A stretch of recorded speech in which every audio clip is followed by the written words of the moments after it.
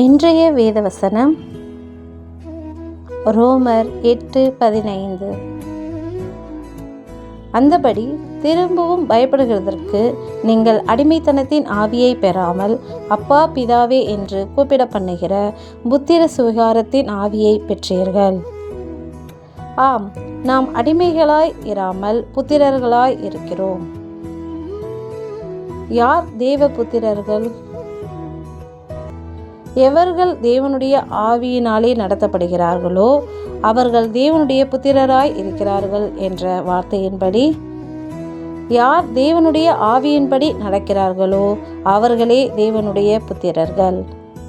அன்றியும் உங்கள் சத்துருக்களை சிநேகியுங்கள், உங்களை சபிப்பவர்களை ஆசீர்வதியுங்கள், உங்களை பகைக்கிறவர்களுக்கு நன்மை செய்யுங்கள், உங்களை நிந்திக்கிறவர்களுக்காகவும் உங்களை துன்பப்படுத்துகிறவர்களுக்காகவும் ஜெபம் பண்ணுங்கள்.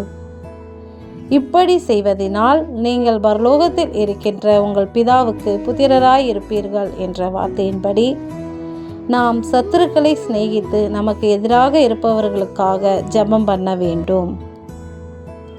அன்றியும் சமாதானம் பண்ணுகிறவர்கள் பாக்கியவான்கள், அவர்கள் தேவனுடைய புத்திரர் எனப்படுவார்கள் என்ற வார்த்தையின்படி, நாம் சண்டைக்காரராய் இராமல் சமாதானம் பண்ணுகிறவர்களாக இருக்க வேண்டும். இப்படி சத்துருக்களை சிநேகித்து அனைவரிடமும் சமாதானமாய் தேவ ஆவியின்படி நடக்கிறவர்களே அப்பா பிதாவே என்று கூப்பிட பண்ணுகிற புத்திர சுவிகாரத்தின் ஆவியை பெற்றவர்கள்.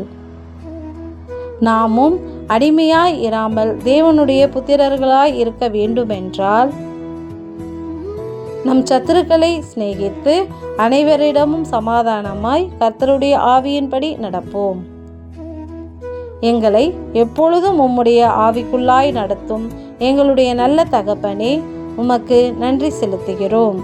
நன்றி.